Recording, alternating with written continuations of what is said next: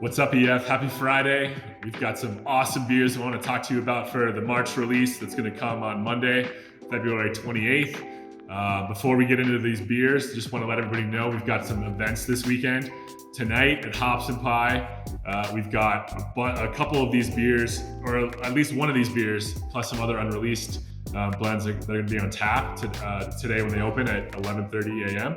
And then tomorrow night, Saturday, we've got an event at Finn's Manor. They're gonna have a bunch of our beers on tap. Another keg of this, which we'll talk about here in a sec. So we just wanted to let everybody know about that. We're gonna be in Denver this weekend. Hopefully see you. Come say hi. Emily and I will be there on around dinner time at both places. So I hope you stop by and say hi. Also, we're digging into that membership feedback. From the survey you sent. A lot of you sent in, so thank you so much for all of that. Some amazing feedback, so thank you very much.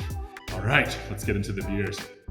The first one that we have up is a gin barrel-aged beer. We have all been looking forward to it. This is a collab we did with Amalgam Brewing out of Denver called Rerouted. So this is a blend of a mature barrel of Funky Blender that we aged for 11 months in a gin barrel, blended with a smaller amount of mature golden sour ale from Amalgam.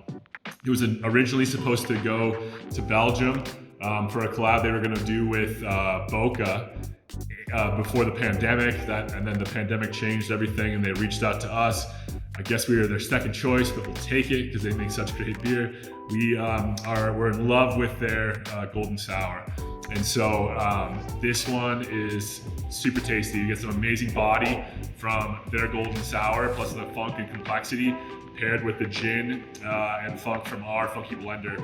I love it so much, and it's such a small batch that I'm not even gonna open it right now to taste, because we've tried a couple bottles. I'm not even gonna waste one right now on this taste.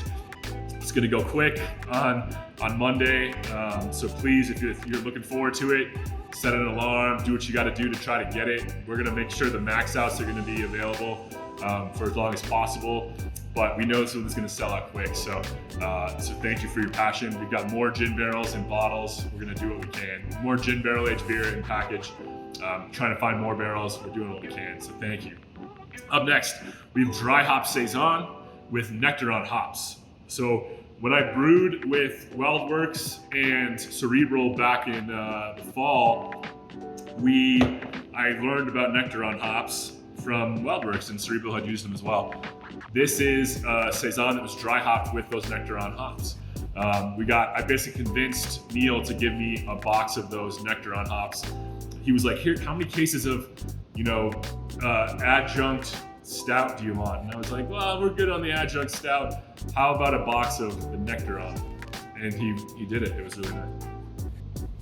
I mean, it's got like a hint of the classic Saison grassy characteristics that that you've gotten from previous dry hop Saison blends, but with way more complexity and citrus coming from those Nectaron hops.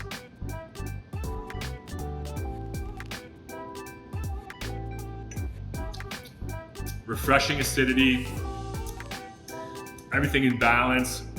This was packaged back, I don't have the date on here, but I think it was back in December, so a couple months ago. So all the hops have really got to integrate with the base beer. I'm drinking perfectly right now. Up next, another experiment that we promised you for the 2022 membership. This is Funky Blender Preserves with peach, vanilla, and cinnamon, our first cinnamon beer that we've ever done. I'm really pumped on this one. The cinnamon came through very nicely and not too aggressive at all. So we took a Funky Blender Preserves with some of our Colorado peaches. We added whole vanilla. I'm not sure exactly where. We'll have to figure that out before I send the email today. And then cinnamon as well. So we wanted to get a little bit of cinnamon, a hint of cinnamon, with the vanilla, with that perceived sweetness, and then plus the peaches, all at the preserve level. So in the nose, you get everything: peach, vanilla, and then a hint of cinnamon on the finish. It's not aggressive with the cinnamon. We went really mild on the cinnamon with this one just because we didn't want to do it, overwhelmingly.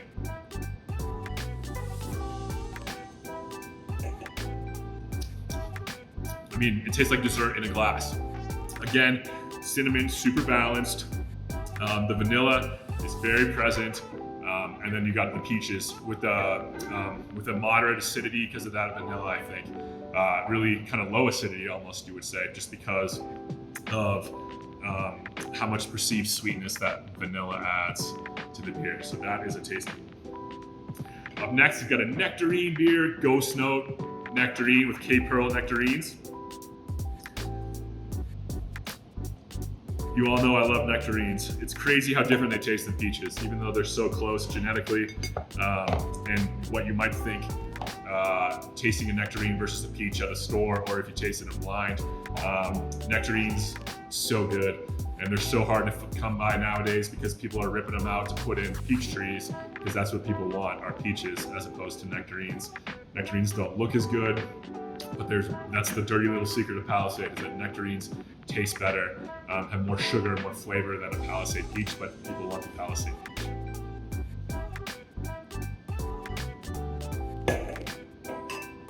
So drinkable. Nectarines around the 2 pound per gallon mark.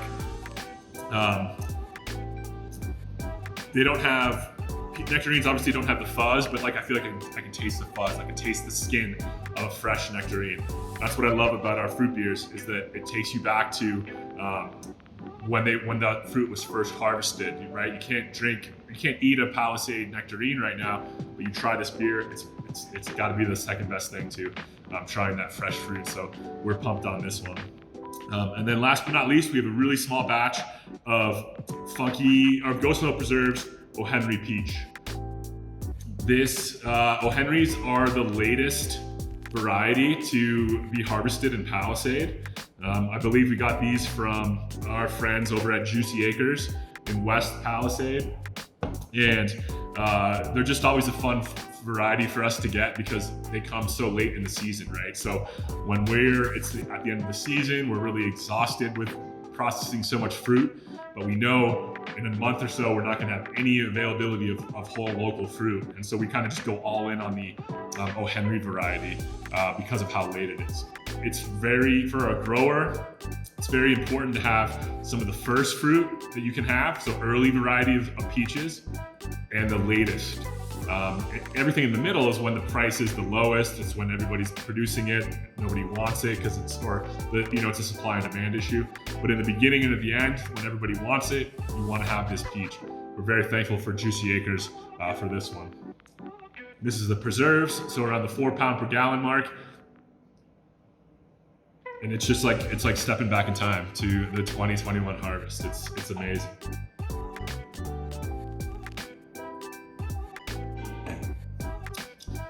So different between the nectarine and the peach. Intense, jammy peach notes. Big fans of all of these beers. We hope you all have a great weekend. I hope to see you in Denver this weekend.